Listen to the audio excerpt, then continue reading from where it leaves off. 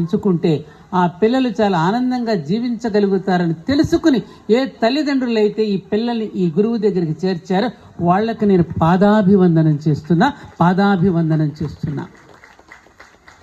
ఇంకెక్కడెక్కడికో పంపించకుండా ఈ మధ్యన చూస్తున్నాగా ఈ టీవీలో వాటిల్లో పిల్లల్ని తీసుకొచ్చి ఆ పిల్లలకి కూడా బొడ్డు కింద ఎంత ముద్దుగా ఉన్నారండి ఆ పిల్లలు.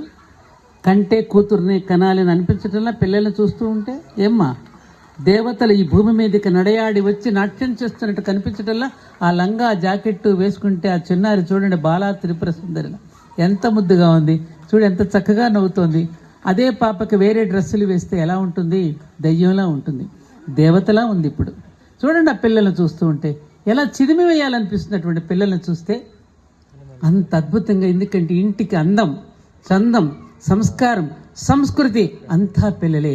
సీతమ్మ సంస్కృతి అయితే రాముడు ధర్మం, శ్రీరామచంద్రుడు